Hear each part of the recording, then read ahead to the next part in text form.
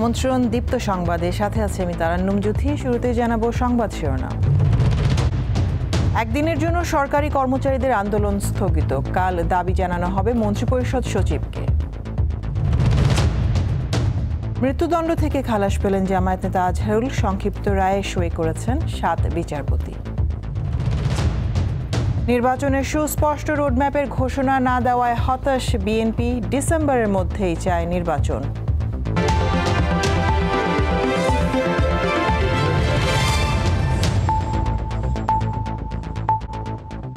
আগামীকাল পর্যন্ত আন্দোলন কর্মসূচি স্থগিত করেছে সচিবালয়ের কর্মকর্তা কর্মচারীরা। একই সঙ্গে ভূমি মন্ত্রণালয়ের সিনিয়র সচিব ASM সালেহ আহমেদ জানিয়েছেন, কর্মচারীদের দাবি আগামীকাল মন্ত্রিপরিষদ সচিবকে অবহিত করবেন তিনি।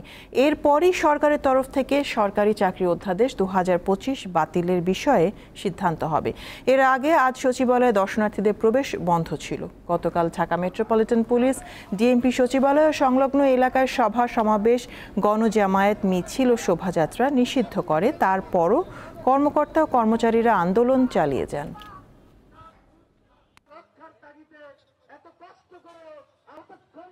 সরকারি কর্মকর্তা কর্মচারীরা কালো আইন বাতিলের জন্য যে আন্দোলন করছে, আমরা ঐক্য ফোরামের পক্ষ থেকে এটা সমর্থন জানিয়েছি।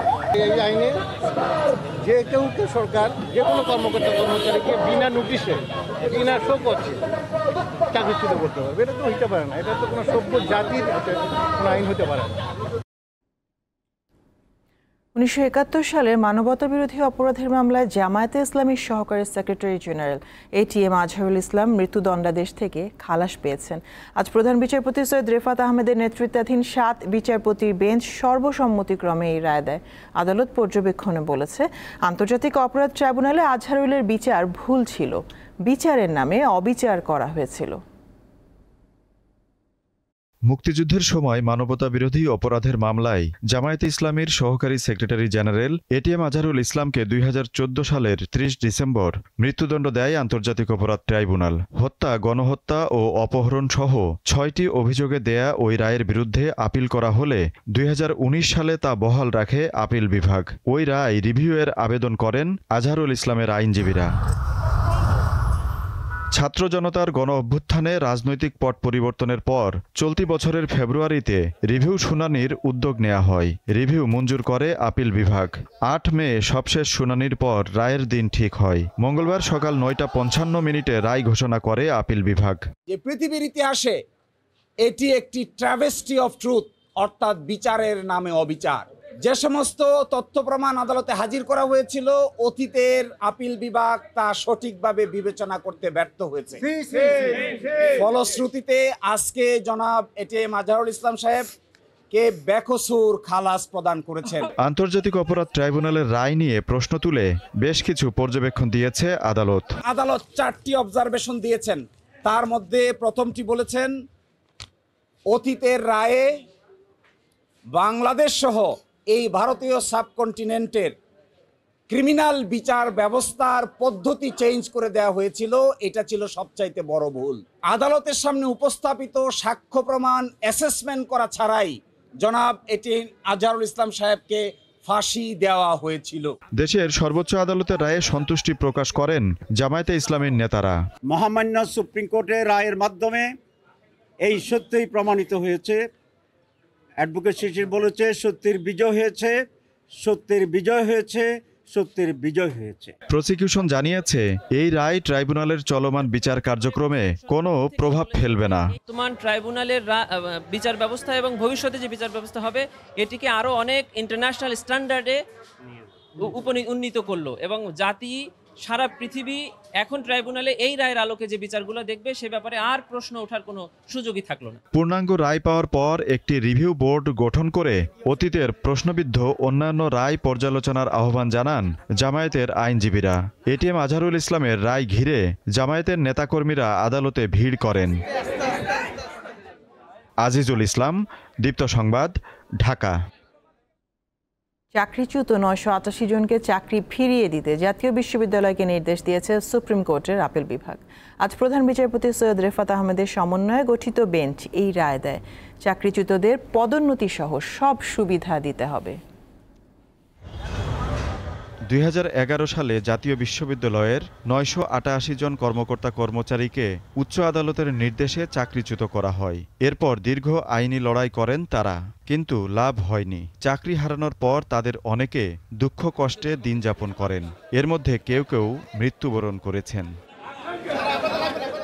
ছাত্র জনতার গণ অভ্যুত্থানের পর আপিল বিভাগের রায় রিভিউ করার সিদ্ধান্ত নেয় জাতীয় বিশ্ববিদ্যালয়। আওয়ামী লীগ সরকারের আমলে প্রতিহিংসার শিকার হয়ে চাকরিচ্যুত 988 জন কর্মকর্তা কর্মচারীর বিষয়ে এই সিদ্ধান্ত হয়। শুনানি শেষে মঙ্গলবার রায় দেয় সর্বোচ্চ আদালত। ধারাবাহিকতা থাকবে, জ্যেষ্ঠতা, তারা জ্যেষ্ঠতা হারাবে না। So far the benefit was concern, appellate division বলেছে ক্ষতিগ্রস্ত কর্মচারীদের এই দীর্ঘদিন চাকরিতে ছিল না এবং তাদের মধ্যে অনেকে মারা গেছে, তাদের যে কষ্ট, তাদের যে লাঞ্ছনা, তাদের যে অপমান, তাদের যে অসম্মান, তাদের যে অর্থনৈতিক কষ্ট, সব কিছু বিবেচনা করে বিশ্ববিদ্যালয়কে ডিসিশন দিয়েছে যে ওনারা বেনিফিটের বিষয়ে সিদ্ধান্ত নেবেন। জাতীয় বিশ্ববিদ্যালয়ের আইনজীবী জানান, এখন বঞ্চিতদের চাকরিতে পুনর্বহালে কোনো বাধা নেই। সমস্ত বিষয়টি আইনানুগভাবে নিষ্পত্তি হয়েছে। আমি বিশ্বাস করি দ্রুত বিশ্ববিদ্যালয় কর্তৃপক্ষ দেশের সর্বোচ্চ আদালতের রায়টি তারা বাস্তবায়ন করবেন। আর এই ক্ষেত্রে ওনাদেরকে চাকরিতে পুনর্বহালের ক্ষেত্রে এই মুহূর্ত থেকে জাতীয় বিশ্ববিদ্যালয়ের আর কোনো আইনগত বাধা নেই। 988 জনকে চাকরিতে পুনর্বহালের পাশাপাশি পদোন্নতি ও সুযোগ সুবিধা নিশ্চিতেরও নির্দেশ দিয়েছে আপিল বিভাগ। আজিজুল ইসলাম, দীপ্ত সংবাদ, ঢাকা। কুষ্টিয়া শহরের একটি বহুতল ভবনে অভিযান চালিয়ে শীর্ষ সন্ত্রাসী সুব্রত বাইনকে গ্রেপ্তার করেছে সেনাবাহিনী। মঙ্গলবার ভোরে কুষ্টিয়া শহরের কালী শঙ্করপুর এলাকায় সোনাতলা মসজিদের পাশের 3তলা ভবনে সেনাবাহিনীর মৃত্যুঞ্জয়ী 25 ইস্ট বেঙ্গল রেজিমেন্ট ব্যাটালিয়নের একটি দল অভিযান চালায়। অভিযানে শীর্ষ সন্ত্রাসী সুব্রত বাইন, মোল্লা মাসুদ এবং তাদের সহযোগী শরীফ ও আরাফাতকে গ্রেপ্তার করা হয়।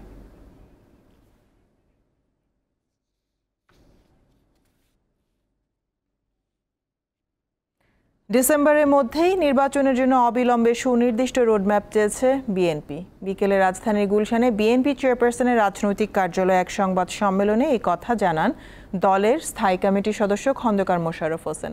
বলেন, প্রধান উপদেষ্টার সাথে বিএনপির প্রতিনিধি দলের সাক্ষাৎকারে নির্বাচন বিষয়ে সুস্পষ্ট কোনো ঘোষণা না থাকায় হতাশ তারা।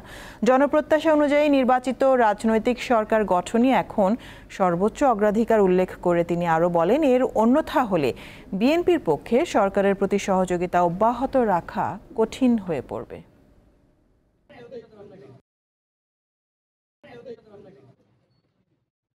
তাই আমরা একটি সুষ্ঠু, অবাধ, নিরপেক্ষ নির্বাচনের মাধ্যমে ডিসেম্বর 2025-এর মধ্যে একটি জাতীয় সংসদ গঠনের জন্য অবিলম্বে সুনির্দিষ্ট রোডম্যাপ ঘোষণার দাবি জানাচ্ছি।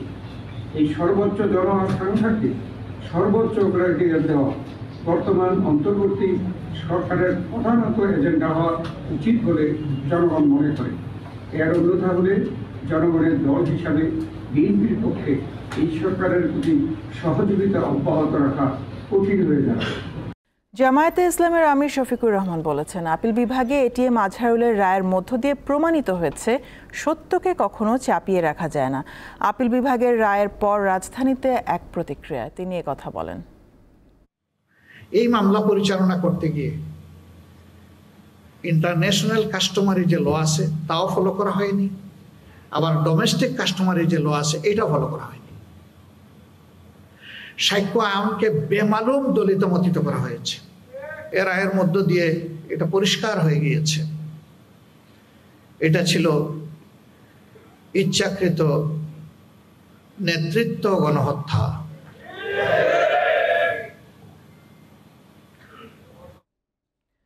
কুড়িগ্রাম, মেহেরপুর ও সাতক্ষীরা সীমান্ত দিয়ে আজ 80 জনকে পুশ ইন করেছে ভারতের সীমান্তরক্ষী বাহিনী বিএসএফ। বিজিবি ও স্থানীয়রা জানিয়েছে, কুড়িগ্রামের বিভিন্ন সীমান্ত দিয়ে আজ 37 জনকে বাংলাদেশে ঠেলে দিয়েছে বিএসএফ, আর মেহেরপুর সীমান্ত দিয়ে 30 জনকে পুশ ইন করা হয়েছে, আর সাতক্ষীরা সীমান্তে 23 জনকে ঠেলে দিয়েছে বিএসএফ। এই ঘটনায় নিরাপত্তা জোরদার করেছে বিজিবি। সীমান্তে কঠোর অবস্থানে রয়েছে তারা। গত কয়েকদিনে বাংলাদেশের বিভিন্ন সীমান্ত দিয়ে কয়েকশো জনকে পুশ ইন করেছে বিএসএফ।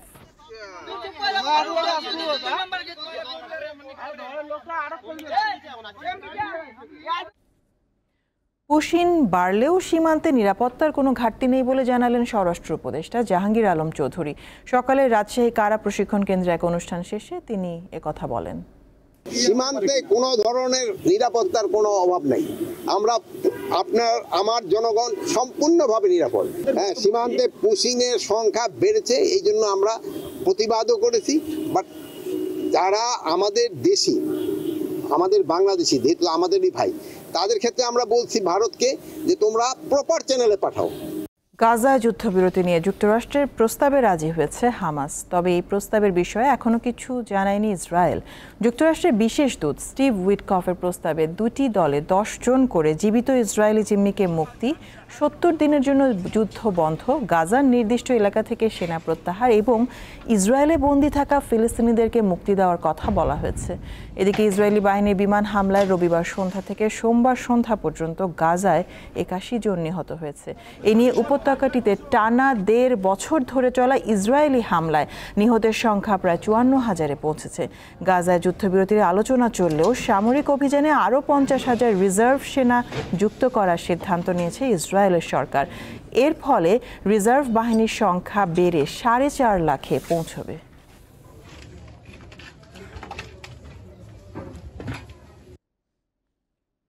যুক্তরাজ্যের লিভারপুল ফুটবল ক্লাবের প্রিমিয়ার লিগ ট্রফি উদযাপনের সমর্থকদের উপর গাড়ি উঠিয়ে দেওয়ার ঘটনা ঘটেছে। এতে শিশুসহ বেশ কয়েকজন গুরুতর আহত হয়েছে। স্থানীয় সময় সোমবার সন্ধ্যায় লিভারপুল শহরে লিগ শিরোপা জয়ের উৎসবে এই ঘটনা ঘটে। এ সময় হঠাৎ একটি গাড়ি ভিড়ের মধ্যে ঢুকে পড়ে। তখন হাজারো সমর্থক রাস্তায় জড়ো হয়েছিলেন পছন্দের দলের প্যারেড দেখতে। এতে কয়েক ডজন লোক আহত হয়। আহতদের মধ্যে 4টি শিশুও রয়েছে। এই ঘটনায় একজনকে গ্রেপ্তার করা হয়েছে।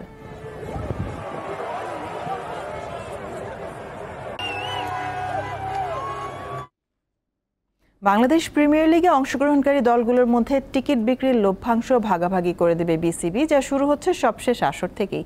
সোমবার অনুষ্ঠিত এক গুরুত্বপূর্ণ সভায় বিসিবি ঘোষণা দিয়েছে প্লে অফে ওঠা 4টি দলকে 55 লাখ টাকা এবং বাকি 3টি দলকে 45 লাখ টাকা করে দেয়া হবে টিকিট বিক্রির লাভ থেকে। এই অর্থ ঈদুল আজহার আগে ফ্র্যাঞ্চাইজিগুলোর কাছে হস্তান্তর করা হবে। তবে সব দল এই অর্থ পাবে না। যারা খেলোয়াড়দের বকেয়া পারিশ্রমিক সময় মতো পরিশোধ করেছে এবং সে সম্পর্কিত প্রমাণপত্র জমা দিয়েছে তারাই পাবে এই অর্থ। তার ব্যতিক্রম হলে শুধু লভ্যাংশ থেকেই বঞ্চিত হবে না, বিসিবি তাদের বিরুদ্ধে আইনি ব্যবস্থাও গ্রহণ করবে।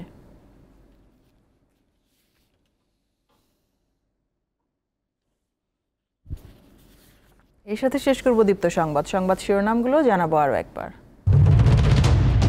একদিনের জন্য সরকারি কর্মচারীদের আন্দোলন স্থগিত, কাল দাবি জানানো হবে মন্ত্রিপরিষদ সচিবকে। মৃত্যুদণ্ড থেকে খালাস পেলেন জামায়াত নেতা আজহারুল, সংক্ষিপ্ত রায়ে সই করেছেন 7 বিচারপতি। নির্বাচনের সুস্পষ্ট রোডম্যাপের ঘোষণা না দেওয়ায় হতাশ বিএনপি, ডিসেম্বরের মধ্যেই চায় নির্বাচন। এ ছিল এখনকার মতন। আমাদের পরবর্তী সংবাদ রাত 11টায় দেখার আমন্ত্রণ রইল। দর্শক আরও তথ্য বিনোদনের সংবাদ জানতে যুক্ত থাকুন দীপ্ত টিভি ডিজিটাল প্ল্যাটফর্মগুলোতে। ধন্যবাদ সবাইকে।